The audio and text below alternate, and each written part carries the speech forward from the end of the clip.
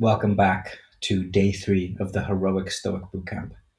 We've been on quite a journey so far. We're 66% in, and we're about to do the finale today.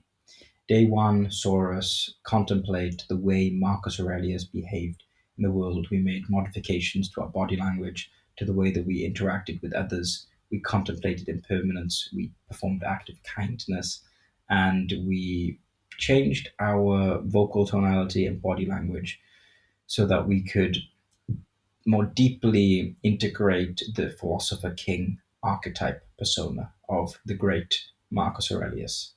Day two, yesterday, was all about voluntary hardship. We slept on the floor, we didn't eat any food, we wrote letters of consolation, and we took a cold shower.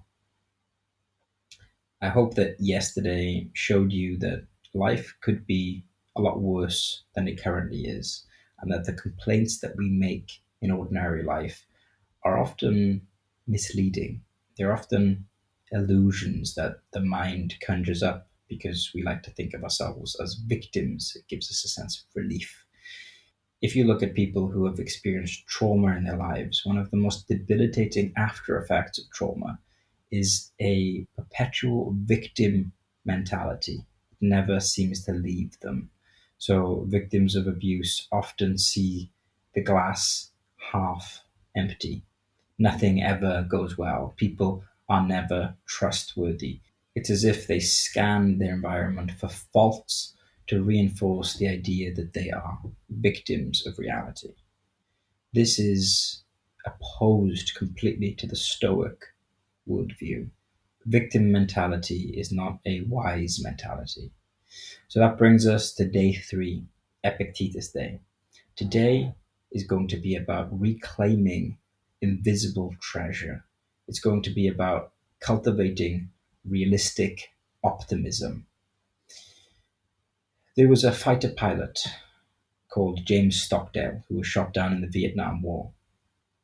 He was captured as a prisoner of war in the Hanoi Hilton, as it was nicknamed. It was a horrible camp where James Stockdale was tortured, beaten, kept in isolation. His leg was broken multiple times. But James Stockdale lived to tell the tale, and he helped many of his friends survive what was undoubtedly one of the most difficult experiences of their lives and some of the worst conditions a human being could be kept in. How did he do it? How did he make it through? James Stockdale was a big student of Epictetus. In fact, he had read Epictetus's handbook, the Enchiridion, 10 times before he was shot down. He took Epictetus's teachings into the prisoner of war camp and applied them as if it was a human experiment in Stoicism. He says that he tried to find fault with Epictetus's teachings. He was put up against the worst kind of suffering imaginable, and he made it through. Epictetus, the results are in. What you teach really helps us to become more resilient and cope in even the worst of situations. Epictetus, you see, was a slave himself. And similar to James Stockdale, was crippled. He was beaten by his master when he was a slave. Epictetus then was freed and he became one of the greatest philosophers of all time, probably the most influential Stoic writer. Epictetus comes up a lot in Marcus Aurelius's Meditations, and in fact, much of what Marcus says in Meditations may just be paraphrased. Epictetus was a master of reframing. He was able to take quote unquote negative situations and help you see them from a completely different perspective where they don't seem negative at all. In fact, they might end up seeming like opportunities. Whatever happens to you in life, you can always say thank you to that. There can always be a lesson in it. If you break your leg, yes, you can say that I can't drive, I can't walk properly, life is terrible. Or you could say, well, I'm not going to be driving or walking for a while. Great. I'm going to spend the extra time that I have studying. If you have a terrible breakup with someone, you could say, oh my gosh, nobody loves me. I'm always going to be alone. That person's going to find someone they love even more than me. I'm worthless. I'm destined for loneliness all my life. Or you could say, wow, I'm so glad that that person broke up with me. That was the wake up call that I needed. Now I have so much freedom to work on me. Epictetus was a master at seeing things like this and flipping it on its head. He went so far as to say things like, if someone threatens to kill you, to say things like, well, you can have my corpse, but you'll never touch my soul. This was the level Epictetus thought at. Anything you gave him, he could reframe so that it would be positive for you. But today, we are going to be looking at our own lives as if Epictetus was standing over our shoulder, pointing out the treasures that are invisible to us.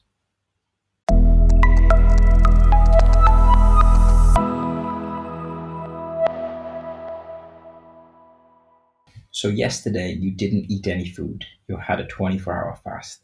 So today the first challenge is to eat some food mindfully.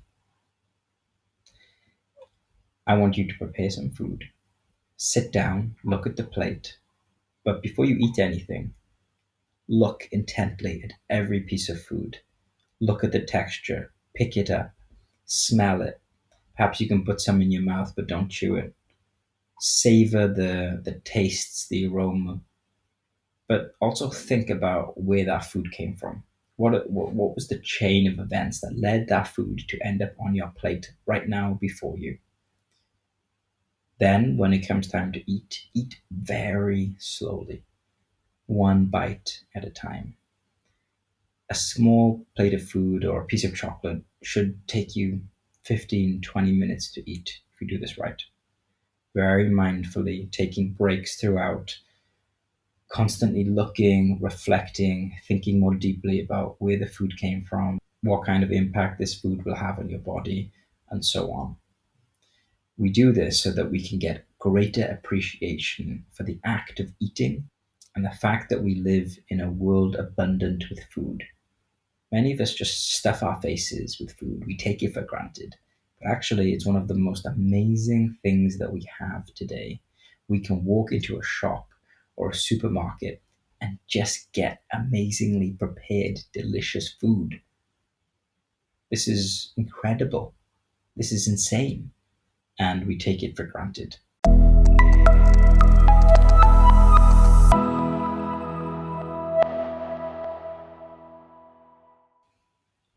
For challenge 2, we are going to be doing an amor fati gratitude journaling exercise.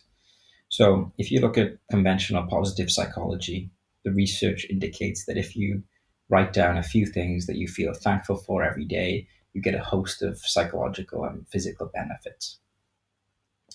That's great. Gratitude journaling is something that I do from time to time. But what we're going to be doing here is Nietzsche, the philosopher Friedrich Nietzsche's version of the gratitude exercise. Nietzsche coined the phrase amor fati, which means love of one's fate. He said that the formula for human greatness is simple. It's to love, not just accept, not just cope, but to love every moment of your life just as it is, because this is as it is. You should look back on your life and be completely okay reliving that thousands and thousands of times over.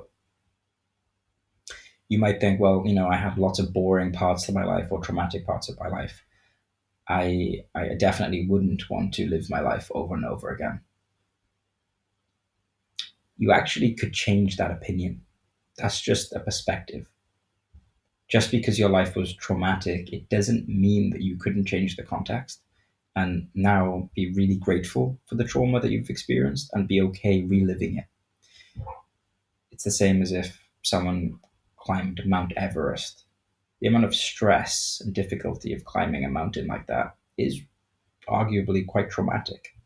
But the association of reaching the summit, the positive connotation of climbing a mountain like Everest, makes the experience nice in one's memory. You can reframe your past in a similar way.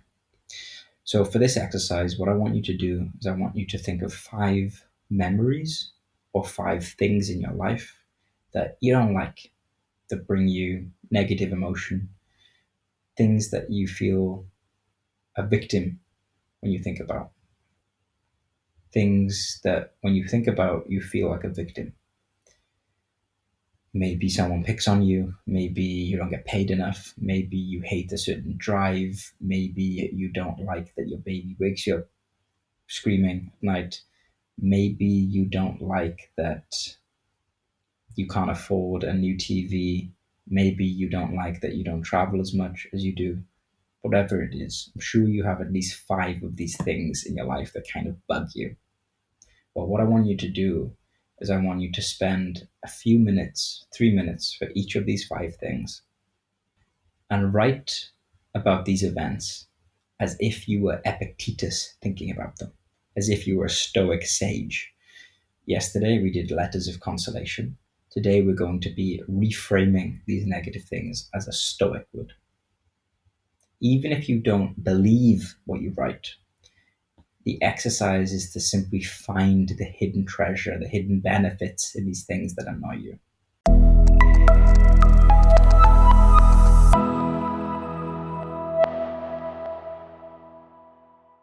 For the third challenge, I would like you to further step into the persona of Epictetus and become a teacher. Become a teacher like Epictetus was. What this means is that you will have to think on your feet, express authority, express inner wisdom, which is already there, speak clearly. The things you learned from Marcus Aurelius, they will start to come out more as you teach.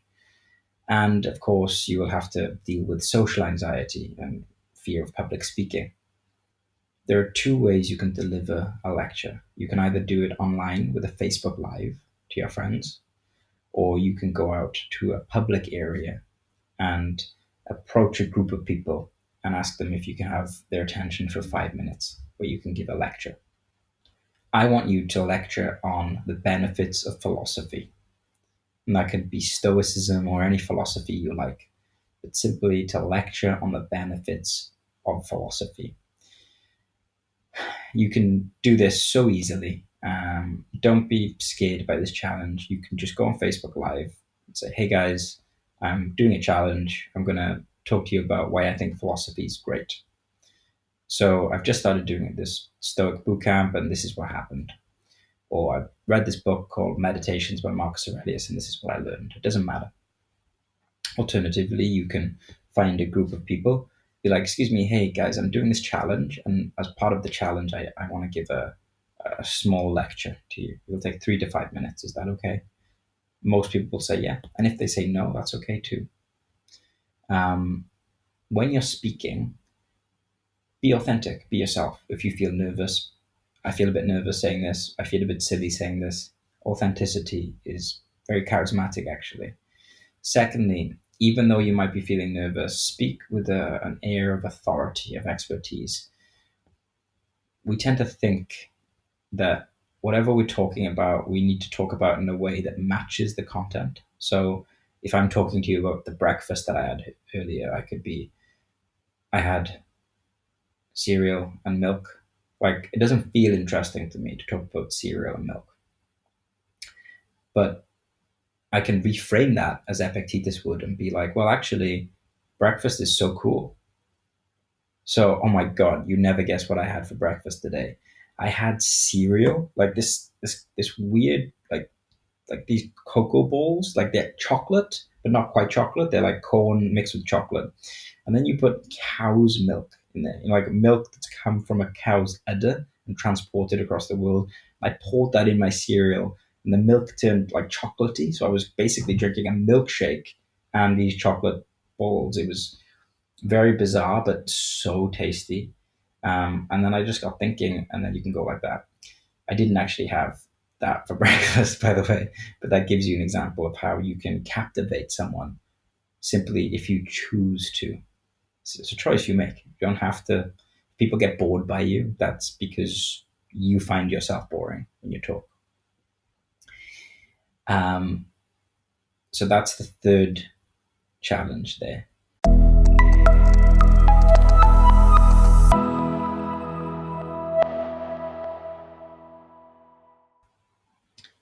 On Marcus Aurelius Day, we did acts of kindness. On Seneca Day, we did letters of consolation.